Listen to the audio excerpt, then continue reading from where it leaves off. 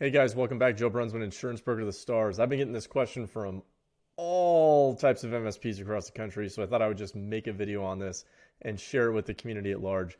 And that's why MSPs should consider raising their rates or accept a slow and painful death in the coming years.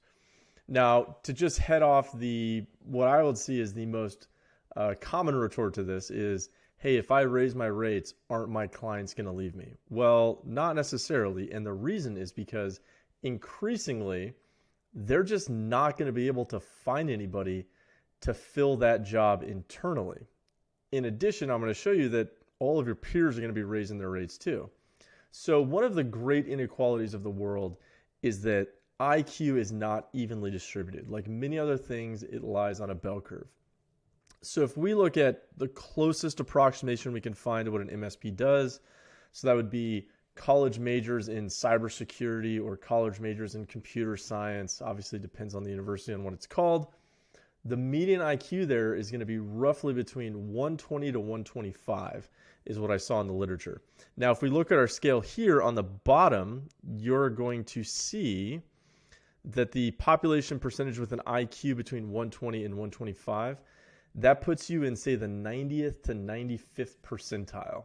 So even not accounting for interest, let's say we took all of those people and threw them into cybersecurity, that's just not a lot of people in the grand scheme of things, especially when we consider that there's already a skills gap. That skills gap is only going to continue to grow larger as the threats increase, both in frequency and severity, as well as just the sophistication of those threats, right? There's always something new kind of coming down the pike here. So quite simply put, these businesses increasingly are going to have to move to MSPs because they're not going to be able to find, much less afford, that type of talent to keep it in-house. So that's good news for you. Next, let's just look at Bureau of Labor statistics, right, to kind of back up this point here. So once again, these are rough approximations. There's no Bureau of Labor statistics for MSPs that I found. So the first one here is going to be Information Security Analyst. Now, Information Security Analyst, you'll see here on the right, percentage change of employment, projected for 2020 to 2030, 33%. Computer occupations, 13%. Total of all occupations, only 8%. So you can see even BLS is projecting this huge need for information security analysts, also known as like cybersecurity professionals, moving towards the future. So you have that in the bag. Next, let's look at more of kind of like the more traditional MSP, like sysadmin type work. Best I could find there, computer user support specialist, computer support specialist. Once again, 9%, total of all occupations, 8%. So increasingly, there's just going to be this kind of outsized growth compared to everything else for the need for your services. So maybe you're going to lose some clients in the short run, but I'm going to say in the long run, you're going to put yourself in a much better position moving forward.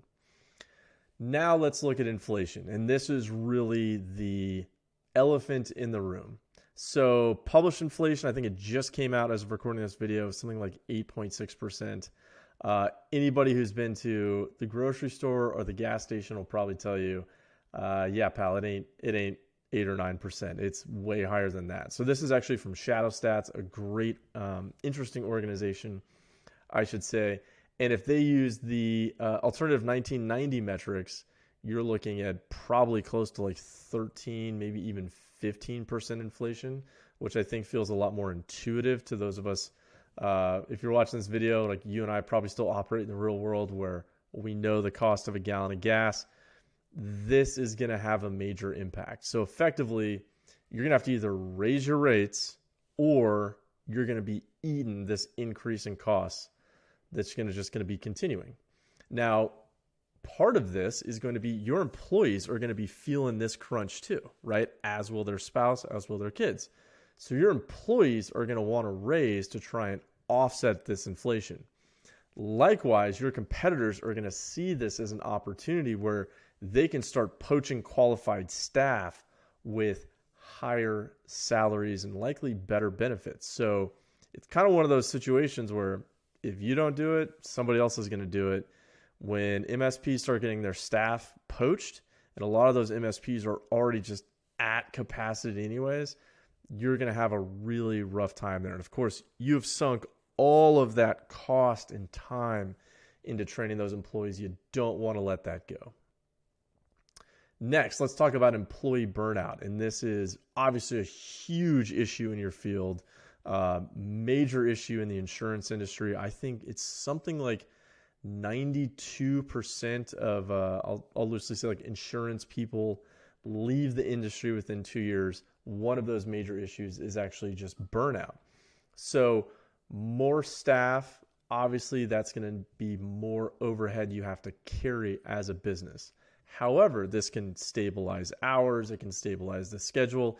If you just poke around the MSP subreddit, you will see all types of people rightly complaining that, hey, they're on 24-hour call, or now they have to be on 24-hour call on the weekends, or they just brought on a new client, but they don't have the staff. So now there's this big time crunch, and all of a sudden, MSP business owners are saying, we may need you to work on weekends to try and offset some of this. Not a good position to be in. You don't just want to burn those employees out. And if you look at all the generations here, Gen Z, Millennials, Gen X, Baby Boomers, they're all feeling increased burnouts during COVID-19. And this was really the latest statistic I could find, but I'm sure it's only gotten worse as the world's gotten more complicated and a lot more stressful. So try and think of this as a potential where if you can increase those rates, you can bring in new employees. You're going to decrease that burnout across your organization. That very well could be your strategic advantage to bringing in additional staff. So kind of a self-fulfilling prophecy there, where you can take those guys from the burned out, undermanned organizations, and you can bring them into your organization and move forward from there. Now, alternatively, I get this question all the time, like, where the hell am I going to find people? I understand it's hard. Try hiring a competent insurance guy.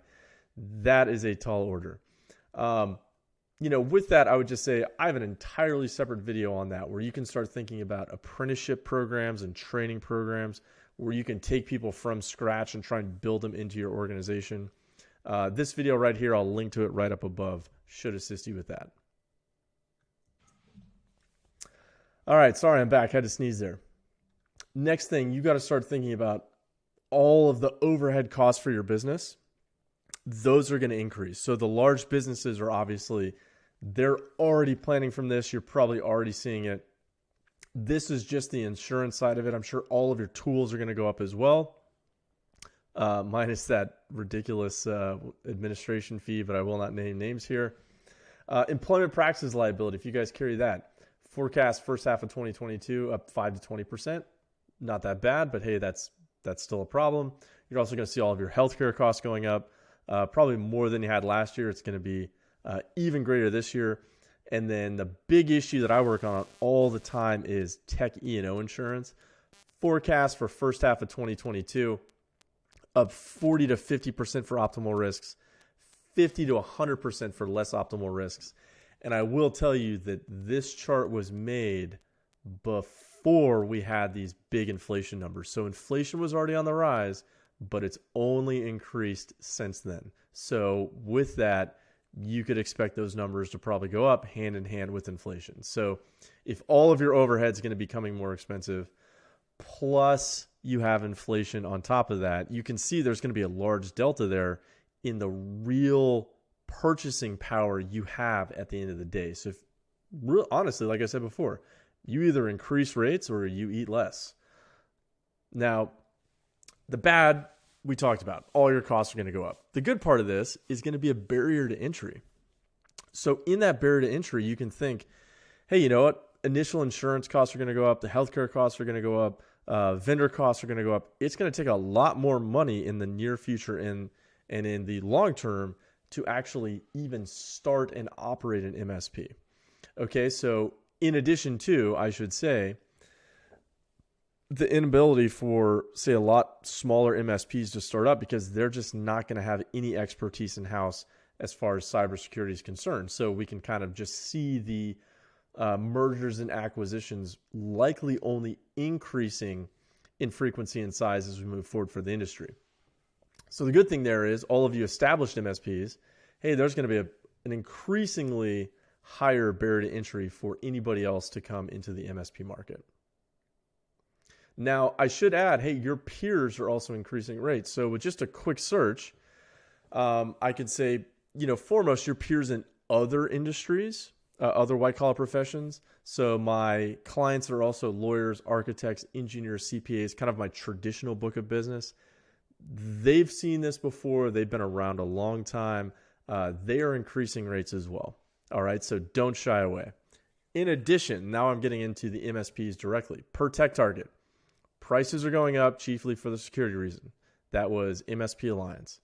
From the ASCII group, the consensus is that they are raising their fees 5 to 10% as the cost of keeping their clients' data secure continues to rise. So that's the MSPs offsetting those additional vendor costs and that additional complexity.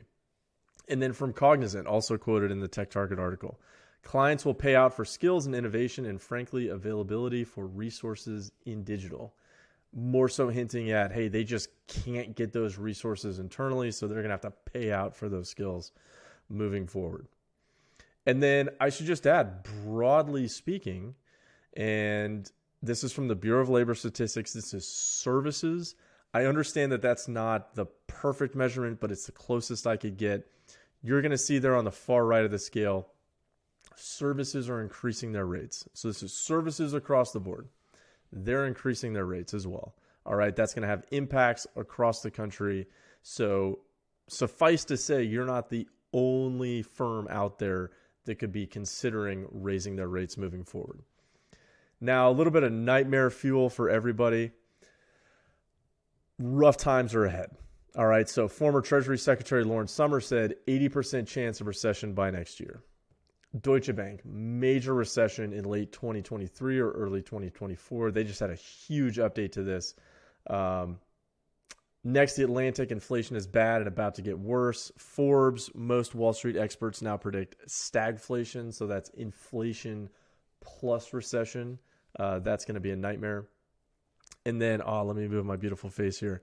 If you really want some nightmare fuel and something that will take away the little bit of sleep you already get, just check out the Strauss-Howe generational theory, particularly fourth turning. So as it currently stands, it looks like it's going to be really rough / kind of crisis mode all the way up until 2028. So that really just, I think, reinforces the point that there's going to be a lot of instability here on top of increased cybersecurity risks, on top of increased inflation, on top of most likely societal turmoil moving forward for at least the next 5-6 years. How that's going to pan out, I'm not really sure, but you want to put your business in a position where you're not just spiraling down the drain because you need more people, but you can't afford more people and clients are leaving because you don't have the right skill sets. You can't hire the skill sets because you don't have enough overhead. So make sure that you are talking with the other partners inside of your MSP, looking at what you can do, understanding these trends moving forward to bring in those skill sets, solidify that good client base, and try and fight off inflation so you can increase your rates and get that competitive advantage moving forward. All right, avenues to do that. This is the inevitable follow-on question. Well, how the hell am I supposed to raise rates here? One, you could just build it into your contracts. Very, very common, multiple ways to do that. And or sign new contracts with your clients with a higher per hour costs. And or you could peg increases to CPI plus whatever percentage you want to put in there.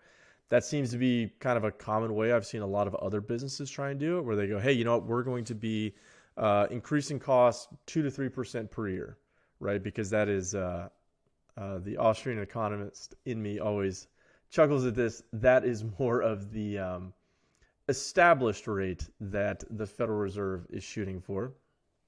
You can also phase out those old service offerings due to the cyber risks and ever-evolving cyber risks, and you can offer new service offerings at better rates for your business.